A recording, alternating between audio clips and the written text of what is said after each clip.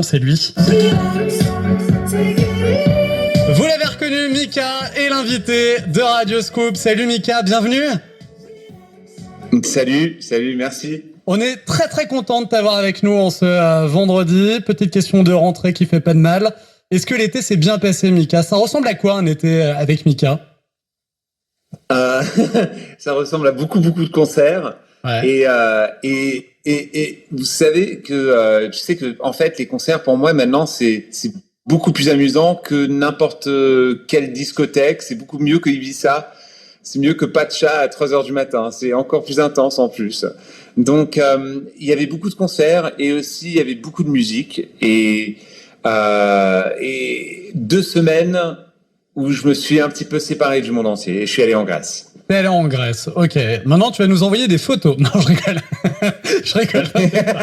Non, ça c'est déjà fait. Parce qu'en fait, il s'est passé un truc assez particulier. Moi, je voulais vraiment me détacher du monde. J'étais dans un petit voilier et je suis arrivé sur cette île Patmos. Cette île, ça fait 15 ans que je suis pas allé. Avant, j'adorais. Je suis arrivé, mais c'est devenu comme Saint-Tropez ou Mykonos. Il y avait tout le monde. J'ai eu une sorte de réaction allergique.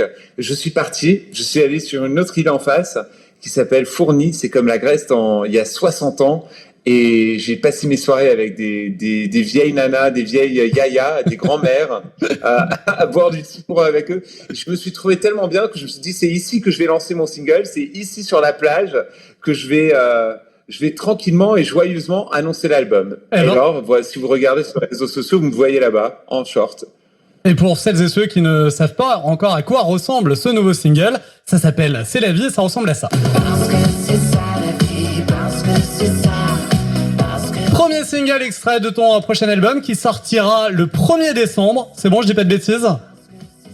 Non, tu dis pas de bêtises. Je n'étais pas supposé le dire, mais je l'ai dit ce matin. Donc, exactement, voilà. Tu l'as dit ce matin. Merci aux autres médias qui t'ont eu avant et qui nous ont donné l'info. Maintenant, il faut que tu dises le nom de l'album surtout. Il a un titre cet album ou t'as pas le droit de le dire? T'as pas le droit de le dire? Radio Scoop cherche un scoop, mais là, les scoops ils finissent. Un album un petit peu particulier, on aura l'occasion d'en reparler dans un instant. D'abord le single C'est la vie qu'on vient d'écouter, on vient d'écouter un extrait. Si je te dis que c'est une réponse, une suite à ce titre-là, est-ce que je suis dans le vrai?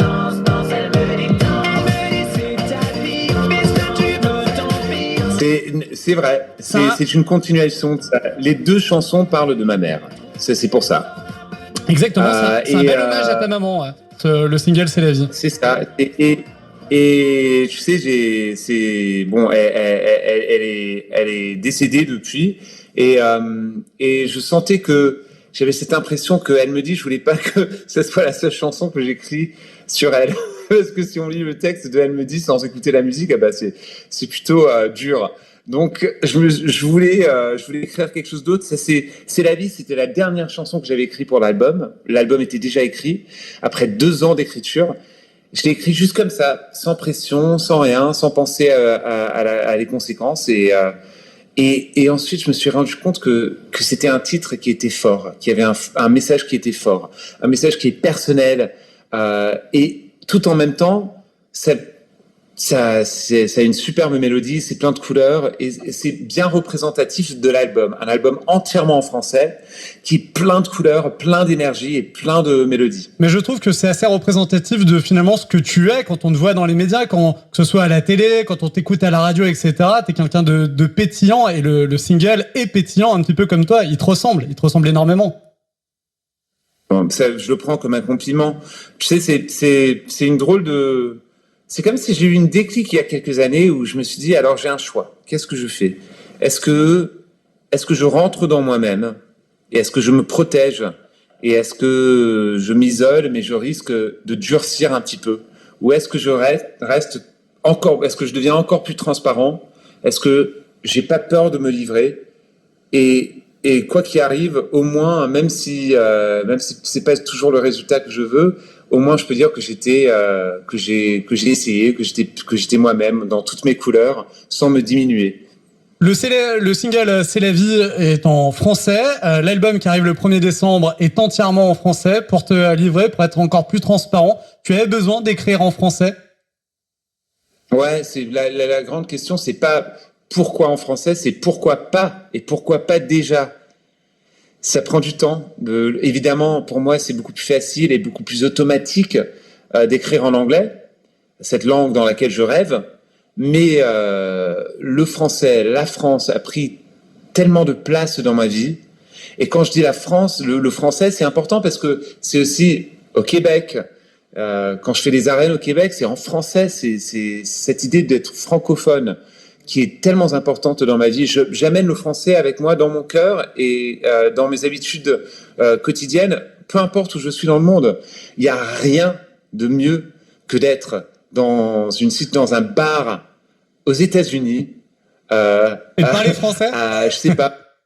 Et de me retrouver dans une situation et tout d'un coup, si je veux dire une vérité ou une chose beaucoup plus intime, eh ben là, je parle en français. Et il arrivait quand ce déclic?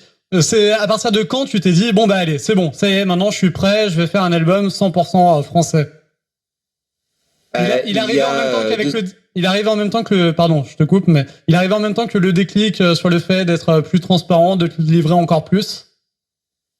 Ouais, exactement, et de me mettre un petit peu plus mal à l'aise. Tu sais, j'ai fait parce que quand on est mal à l'aise, quand on n'est pas trop confortable, on fait des trucs beaucoup plus intéressants et beaucoup plus beaux. C'est un peu comme les roses. Tu sais, si on met une rose dans un jardin, dans un endroit où c'est complètement tranquille, eh ben les fleurs sont moches. Entre deux rochers et avec pas assez d'eau, eh ben tout d'un coup les fleurs sont magnifiques. Eh ben les âmes, les gens, on est pareil, hein. Dans un sens, on est totalement pareil. Ah. Qu'est-ce qui se passe? Un instant. Il est en train de recevoir un appel sur Skype. Le téléphone de Marc. Bon, qu'on embrasse. On embrasse Marc. Les gens. Ouais, on embrasse Marc. Ouais, pas trop. Les gens sont nous, on est pareil. Les personnes sont similaires. Mais je pense aussi alors l'album en français pour pouvoir provoquer quelque chose de nouveau, pour pouvoir m'exprimer d'une autre manière, pour dédier aussi, faire une sorte de dédicace à la France et à la langue française. Et aussi des autres choses que j'ai fait, par exemple, le changement complètement du monde visuel. Eh ben, j'ai abandonné un logo que j'avais gardé pendant presque 18 ans. Eh ben là, boum, poubelle, un nouveau logo, un nouveau visuel, un look complètement frais. C'est important. Et pendant les shows aussi, j'ai changé mes shows. Quand on voit ma scène maintenant, au début du concert, il n'y a rien. Et ensuite, la magie se forme devant vos yeux. Et les shows sont devenus beaucoup, beaucoup plus intenses qu'avant.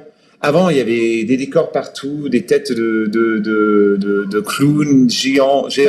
Mais c'est comme si maintenant, l'intensité s'est augmentée d'une manière absurde, mais un petit peu partout dans ma vie.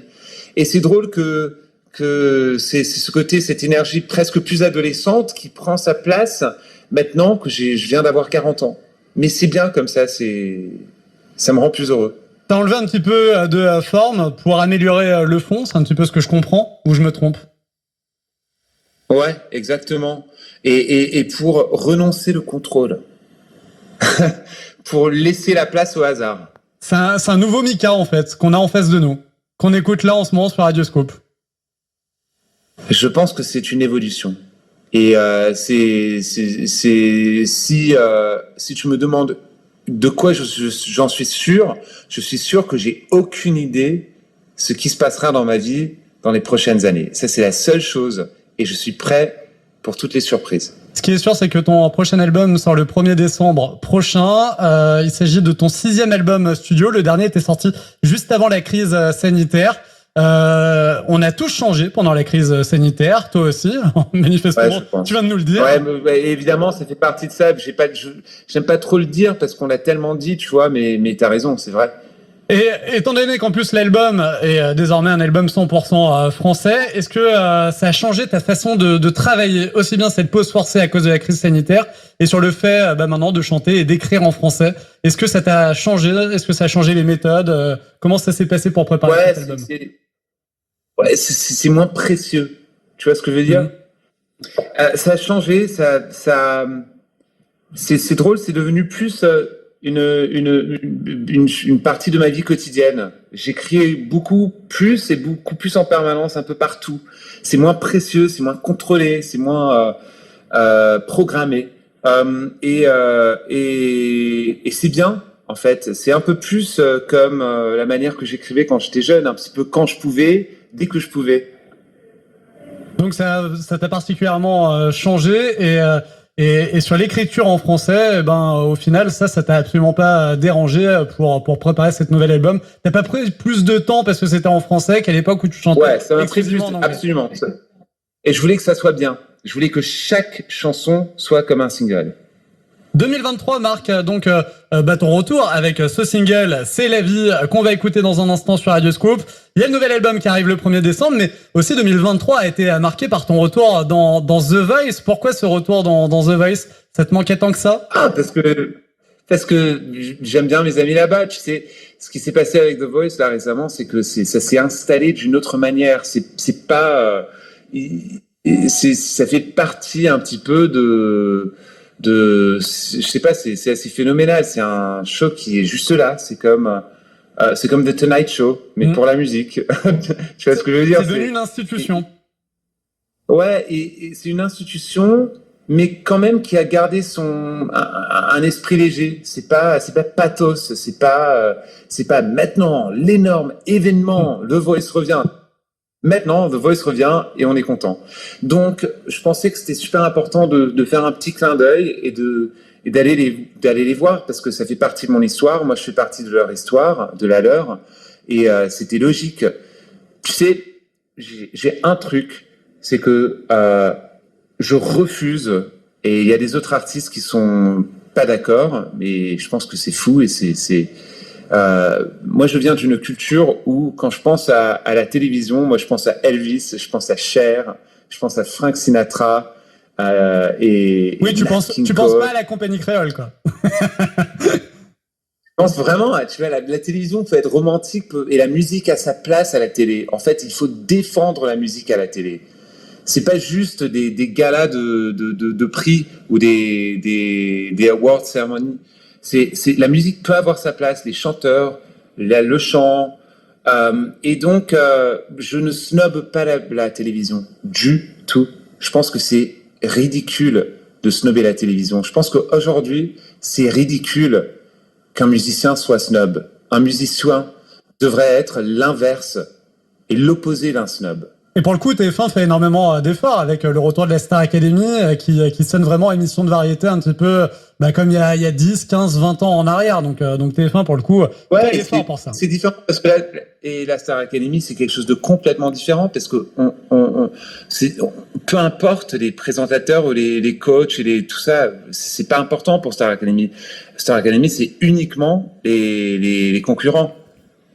Oui, mais ce que je veux dire, c'est tu parlais de la musique à la télévision et pour le coup, la Star Academy apporte une émission de variété qui manquait énormément à la télé depuis une dizaine d'années. Exactement, Star Academy, The Voice, tout ça, il faut juste bien le faire.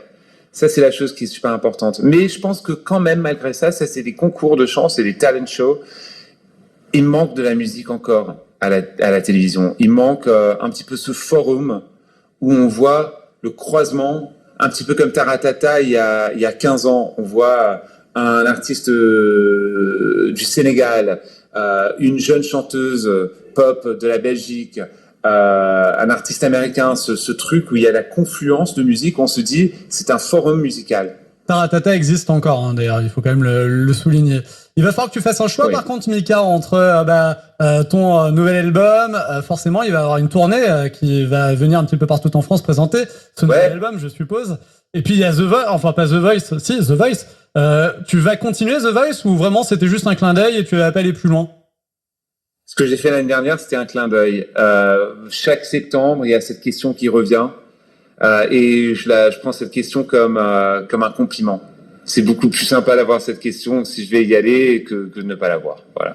D'accord. Donc c'est une meilleure aussi. T'as pas répondu. Donc globalement, c'est bien, c'est bien. Il a bien botté en touche. Tu sais faire ça, botter en touche. C'est top.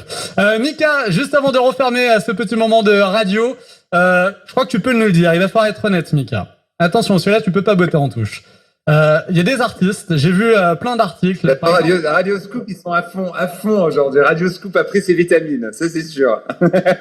Écoute bien, Mika, parce que c'est une question compliquée. Alors vas-y. J'ai lu que Madonna, pendant très longtemps, ne voulait plus chanter Holiday en concert, ça la saoulait, elle aimait pas ce titre. Bon, au bout d'un certain moment, ça l'a gonflé. Radiohead, pareil avec Creep. Est-ce que toi, il y a un titre de ton répertoire, vraiment, ce titre-là, il te gratte un peu, t'as plus envie de le faire, t'en as marre, il t'a saoulé?